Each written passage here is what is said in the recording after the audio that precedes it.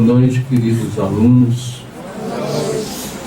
e egressos, ex-alunos, amigos, né? Estão aqui nessa última noite do evento sobre o velho Will, assim, apelidado por quem tem certa intimidade com a leitura dele. E eu agradeço, né, ao pessoal da organização que lembrou de mim para dizer aqui alguma coisa sobre as chamadas peças romanas. Fechando aí essa noite, né, e o próprio evento. Então, há muito, né, estou aqui dizendo quase um clichê, né? Há muito a analisar, há muito a dizer, muito do que já foi dito, mas está longe, né, de esgotar esse mananciales que é a obra do grande William Shakespeare. Então eu fiz aqui algumas anotações, né, e vou, como sempre, me perder no caminho, contar outras coisas aí pelo meio, mas atento ao tempo, claro, que ainda há aí, quero que haja algumas perguntas e o sorteio, segundo, né, disse aí a organização. Bom, o adjetivo romanas, esse título da nossa fala, deve-se ao background, né, de Shakespeare com relação à antiguidade latina. Então não são apenas essas três peças que eu vou daqui a pouco mostrar, lamentando que não haja tempo para analisá-las, mas faremos aqui ao menos um convite, né, à leitura delas. Mas não se deve só a elas esse adjetivo. Na verdade, o autor, ele bebeu, né, da fonte latina profundamente. Então, se fôssemos rastrear a presença do latim em sua obra, nós a encontraríamos em toda ela. Na comédia, e aí a palavra comédia, né, num sentido de algo bem visível, Shakespeare vai abeberar-se lá no teatro de Plauto, de Terêncio, que viveram no segundo século ainda antes de Cristo. Quanto à comédia, no sentido de enredo, de intrigas, e costuma ter um final feliz, né, um desenlace positivo, com um senso psicológico muito forte e a presença do humor. Não é a comédia como algo visível, do primeiro exemplo, mas aí, né, em peças como a Comédia dos Erros, né, e outras, Noite de Reis, Muito Barulho por Nada, As You Like It, né, como gostais. Nós temos aí a marca fortíssima de Ovídio, Públio Ovídio Naso, que viveu ao tempo do imperador Augusto. Na tragédia, temos Sêneca, professor infeliz de Nero, que o mandou matar. Mau exemplo, né, para todos os alunos. Nós vemos aqui alunos que valorizam os mestres, superam os mestres. A palavra do Luciano, né, sua eloquência foi muito cativante. Nossa aluna do núcleo de inglês. Então, Sêneca é o modelo direto, né, para a construção da tragédia shakespeariana. Costuma-se inclusive ver, né, no próprio Sêneca um elemento barroco, avant la lettre, antes do tempo, que Shakespeare teria herdado, sobretudo no gosto pelo grotesco, as famosas cenas de muito sangue, né? Muitos crimes. Isso já está em Sêneca. O Hércules Furens, por exemplo, né? Na Medéia, nós encontramos também muitas mortes, com a diferença que Sêneca não escreveu para ser representado, mas para ser apenas lido nos salões imperiais. Sêneca não era um dramaturgo, né? Como Shakespeare seria depois. E temos também, né, além do Sêneca, fontes latinas mais tardias, como Plutarco de Queroneia, que era um grego romanizado, autor de um famoso livro, sem o qual não dá para entender as peças romanas do autor. Esse livro de Plutarco chama-se Vidas Paralelas.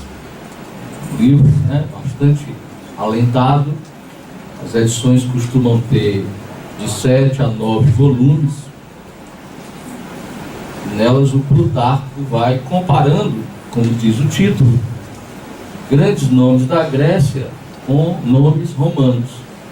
Então é muito famosa, por exemplo, né, talvez a página mais famosa, a comparação entre Alexandre, que era na verdade macedônio, né, todavia era de alma grega, assumiu o grego como língua, né, quase, como cultura, comparado com o grande Júlio César.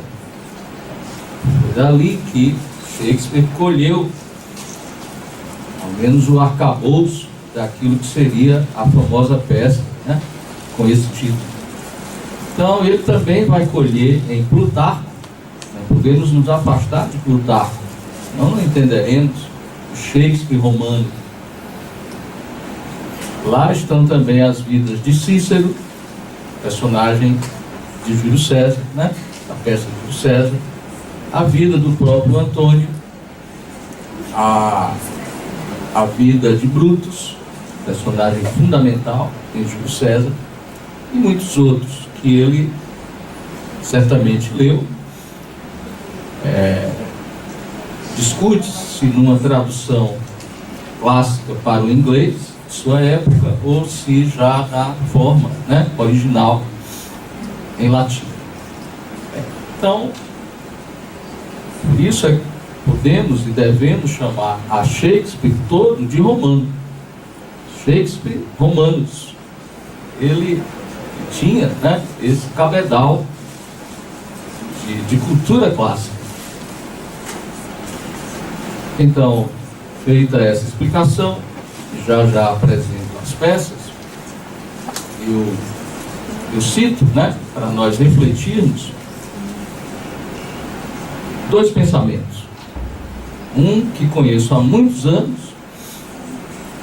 que eu vi do grande Linhares Filho, lá na UFC, onde estudei. Jamais esqueci. Depois encontrei em leituras esse mesmo pensamento e um comentário a ele, que inclusive farei. Novalis foi um poeta romântico alemão, morreu bastante jovem, triste, né? Poeta filósofo, Novalis. Ele deixou fragmentos. A obra dele é muito exígua, pequena, porém muito profunda, como é o romantismo alemão. O romantismo alemão, ele não participa daquele tom excessivamente sentimental do começo do romantismo europeu, né, ainda no fim do século XVIII. Não participa, ele já é muito denso, como mostra aí o pensamento do Novalis, que vai se aplicar já ao grande Will. Novalis diz assim: a poesia é o autêntico, real, verdadeiro. Parece que estou vendo Linhares dizer isso. Sempre me chamou a atenção porque que, mesmo na tradução para o português, e talvez no original, né, causa estranheza, para que 3 adjetivos, né, para qualificar aí o autêntico, real, né, verdadeiro, para qualificar a poesia. Então, se você lê apressadamente, vai passar ao largo pelo sentido. Esse pensamento vai nos explicar, eu acho importante e até didático mencionar, o porquê desse centro do cânone. Você não deve simplesmente repetir os juízos, por mais autorizados que sejam. Não sei os juízos de gramática latina, né? Tem poucas exceções. Mas juízos subjetivos de literatura e de crítica, eles admitem, né, múltiplas visões. Então, Harold Bloom e tantos outros colocam ali o Shakespeare no centro, né, da literatura da era moderna, como o cânone central. Porém, se alguém te pedir por quê, né, me explique a razão disso. Então, Novalis pode nos explicar, na medida em que, quando ele define a poesia, ele o faz qualificando-a aí com adjetivos que a tornam mais real do que o real, ou fundando um novo real, mais perene, eterno mesmo. Não sei se você está percebendo, né?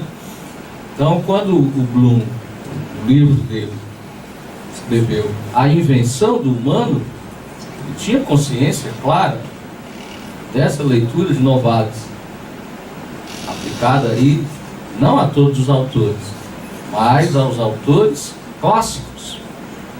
Vamos já estar a dizer, né?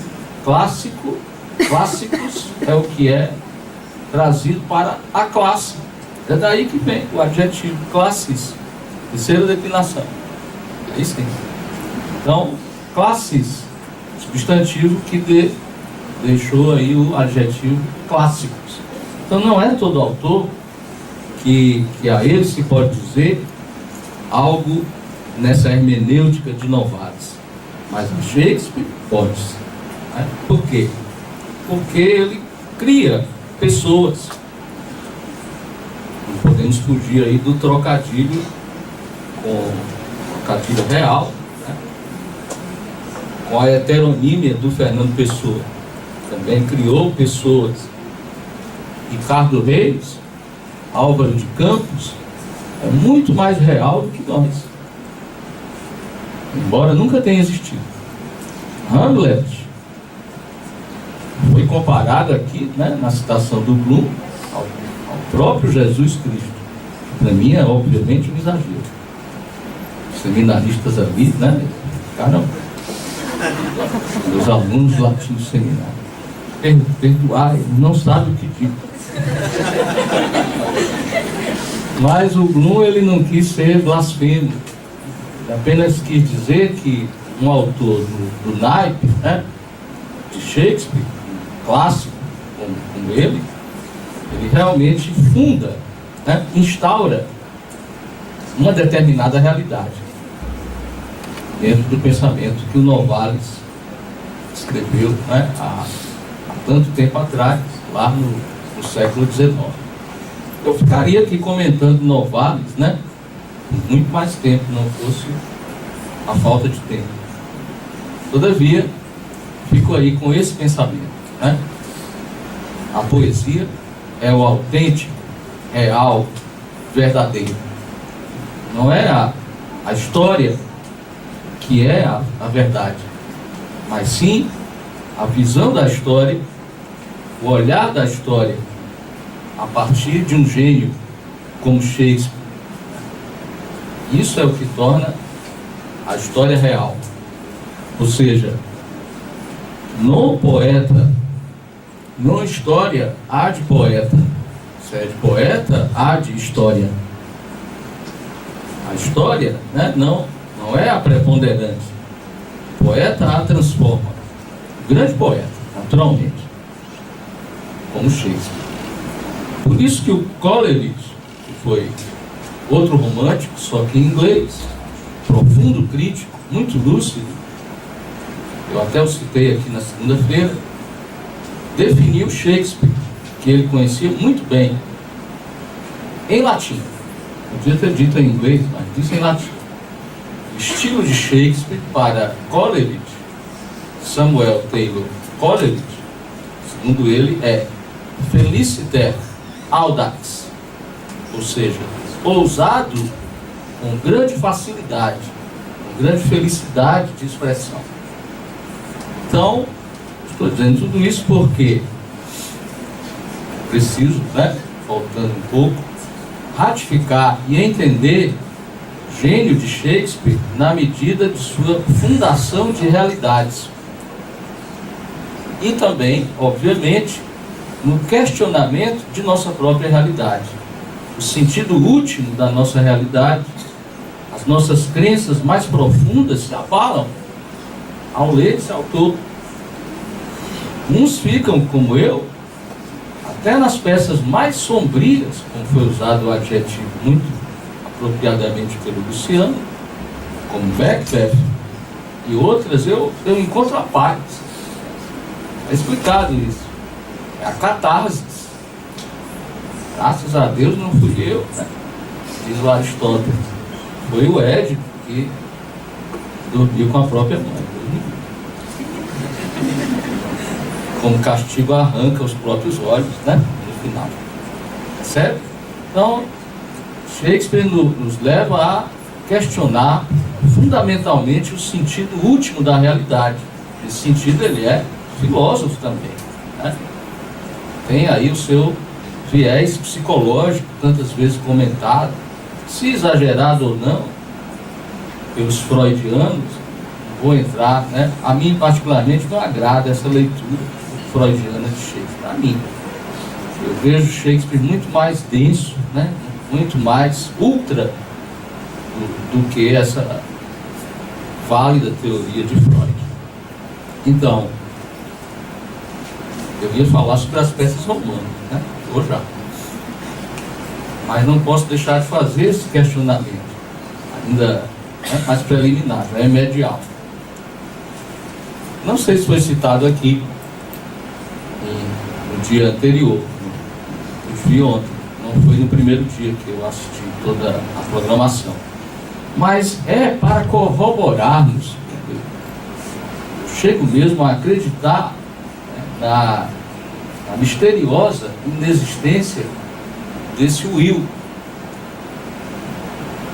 Dá para duvidar quando você avalia quanta cultura, quanta intertextualidade, quão profundo foi esse poço, desde a Bíblia, passando pelos autores clássicos, chegando a Maquiavel.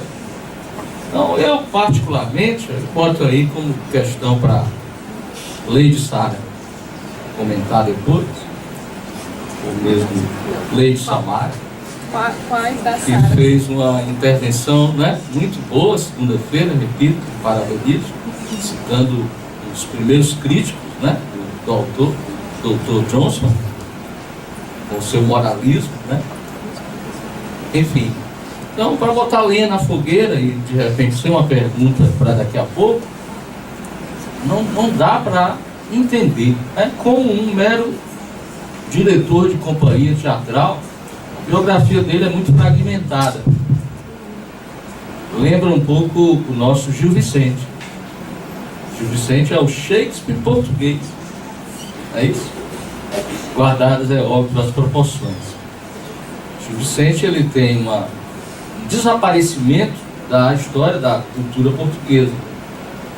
E ele não tem data de nascimento registrada. Ele aparece no cenário histórico português ao tempo de Dom Manuel. Não falha a memória, em 1502, com o monólogo do vaqueiro. Desaparece em 1537. É também um mistério, mas é sabido que ele existiu, né? Gil Vicente é o que as gravuras nos trazem. Mas eu fico a duvidar se esse Campônio, né, cujos retratos são transmitidos para nós, diretor de companhia teatral, morando no interior, numa época de pobreza, uma época de pouco acesso à cultura, sobretudo no interior de onde ele veio.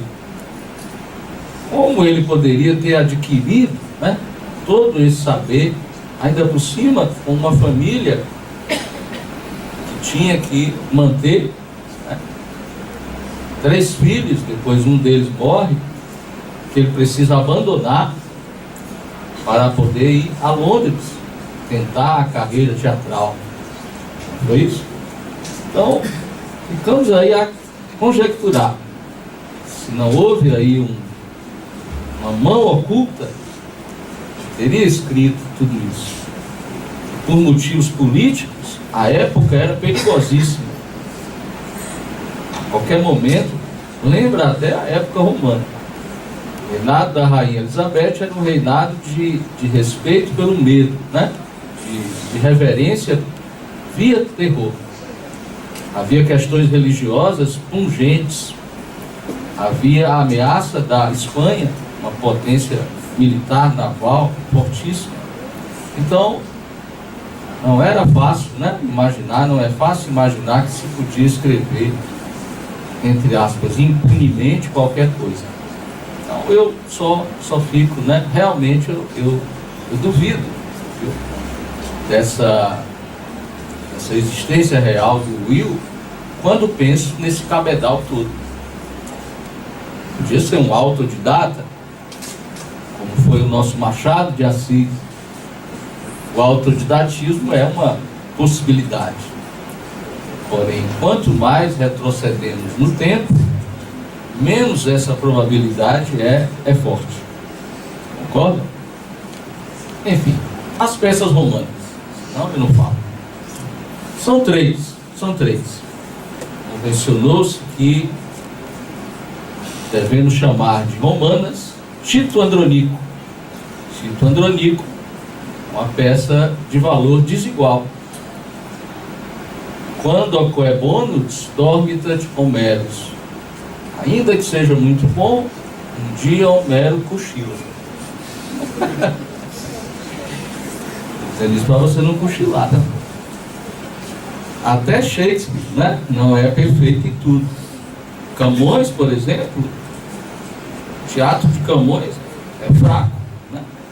Camões escreveu teatro, mas é um teatro de realização não comparada ao épico, muito menos ao lírico, né?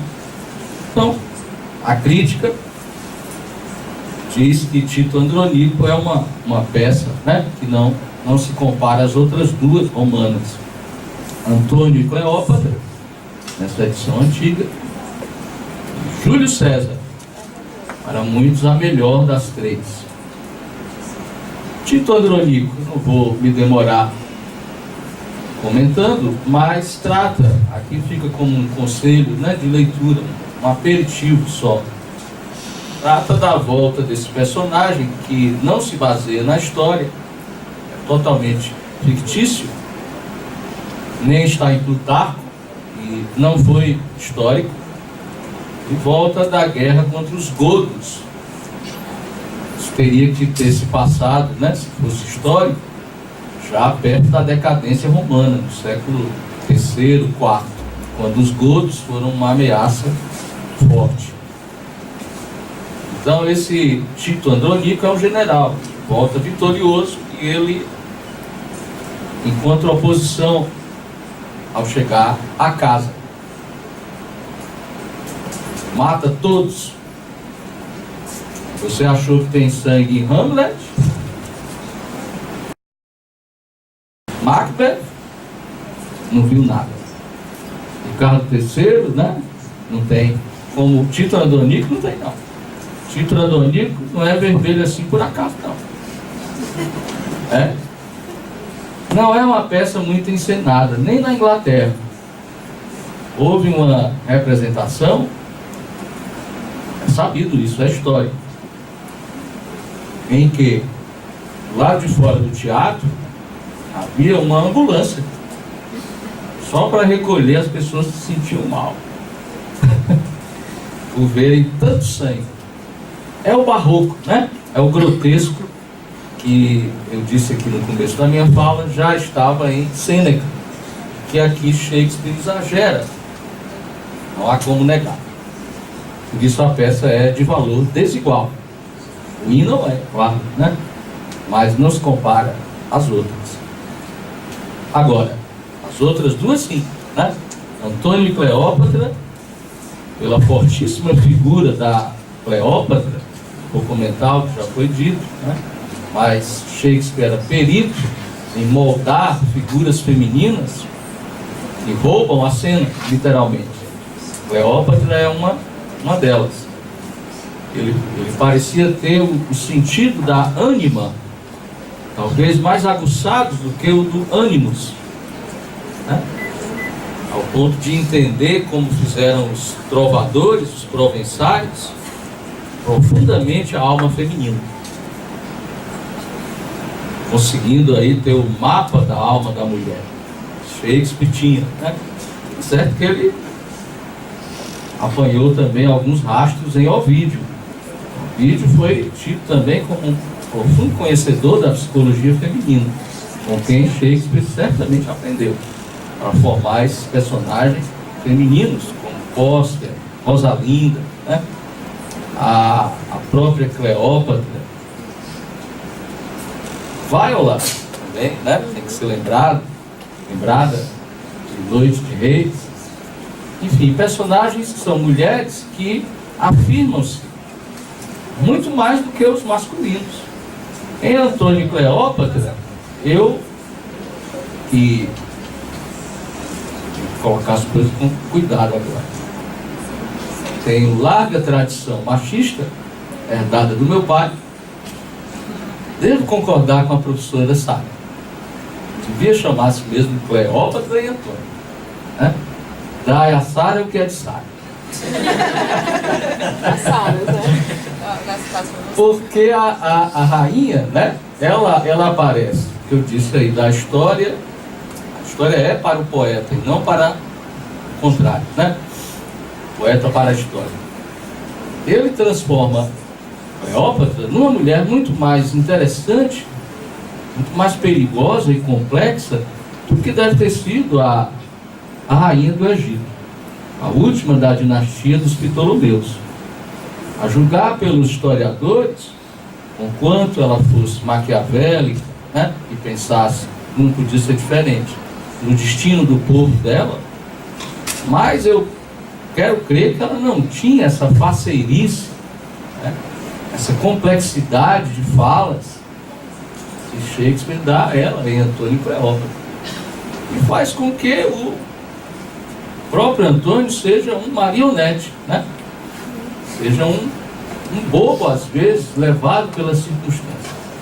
Aliás, a personagem Antônio, Marco Antônio, ele aparece, né? A personagem aparece nas duas peças, Júlio César, e em Júlio César ele é um ilustre coadjuvante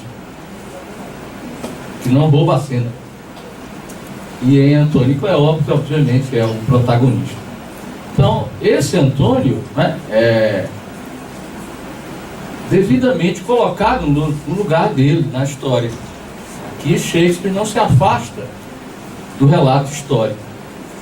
Antônio foi levado pelas circunstâncias. Era um homem licencioso, extremamente passional, dominado pelos sentidos, cuja ideia de missão, né, que não tinha a ideia de missão romana, de Roma civilizadora. Então ele, quando vai assumir a província mais rica de Roma na época, que era o Egito, de onde vinham os grãos, pão, o famoso pão romano, vinha do Egito. Ele se envolve com a bruxa. Era assim que os romanos chamavam, né? Em francês, les sorcières, depois, né? A bruxa. E isso causa enorme impressão negativa em Roma, ao ponto de Otaviano, depois chamado Augusto, a ele ser dado todos os poderes para combater a bruxa e o seu amante, que quando chega ao Egito, só para você ter uma ideia, começa a adorar aqueles animais dos egípcios. Não dá para imaginar. Cônsul romano adorando um gato, um jacaré. Isso é inadmissível, não é? A existência dos gatos é completamente insignificante para um romano. Mas ele não, adorava os gatos, jacarés. Aí pintava-se como uma mulher. Isso causou uma impressão terrível. Principalmente quando ele deixou, né, como testamento, supondo aí, já, né, prevendo aí a sua tragédia pessoal, parte do território romano para os filhos que teve com Cleópatra, que a propósito já tinha tido um filho com Júlio César, Cesarion. Coitadinho, foi assassinado por Otávio, para poder cortar a linha de descendência. Discute-se se os dois filhos do casal Antônio e Cleópatra foram também assassinados. Há quem diga que foram, né, historiadores dizem que foram educados em Roma, poupados. A ameaça maior era Cesarion, que era filho de Júlio César. Então, leiam a peça, né? Você vai ver. Gostei demais da definição de Lady Sarah. É mesmo um Romeo and Juliet for adults. Perdoe o meu inglês, porque eu apenas servi na Britânia há alguns anos. Então eu falo inglês como um general romano, não tá como ótimo. um verdadeiro nativo, né? Tá ótimo. Tá bem, pessoal? Data vem. Pois bem, e Júlio César, para encerrarmos, já vai tarde. Júlio César é instigante, né? Primeiro pelo fato de o título da peça, o protagonista que se suporia, morrer no meio. Só mesmo um gênio seria capaz de fazer com que você assistisse a uma peça, lesse um livro, tem como um título um certo personagem, e esse personagem morre no meio, mais ou menos no meio da peça. Júlio César. Todos já sabem o que vai acontecer. Parece que só quem não sabia era o próprio Júlio César, igual o marido traído. Tudo foi avisado, sonhos, choveu sangue. Houve até um historiador chamado Obsequens, disse que como augúrio, um boi falou latim. Gostaria de estar lá para o Ave. O boi disse Ave. Como um presságio para que Júlio César não saísse de casa. Está tendo uma letra de Raul Seixas. Lembrei agora. Mas ele teimou, né? Saiu. A mulher, né, Calpurnia, não vai, tenho sonhado. Todos sabiam o que ia acontecer. Ele confiava demais, né? Depois você procura ler em Plutarco a vida de Júlio César. Não foi um fato isolado. Desde criança ele era extremamente confiado no destino que teria. Rapidamente ele, quando era adolescente, ele foi sequestrado por piratas. Naquela época os piratas infestavam o Mediterrâneo. Depois eles foram exterminados pelo rival que Júlio César derrotou, Pompeu, o qual aparece, né, como referência, já tendo morrido no início da peça. Pompeu, vencedor dos piratas. Esses piratas sequestraram, quando muito jovem, Júlio César.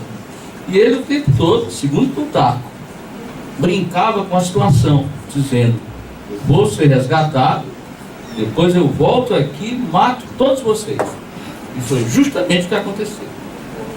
Outra vez, eu me lembro muito bem, ele estava numa embarcação repleta de soldados romanos, quem conta é Plutarco.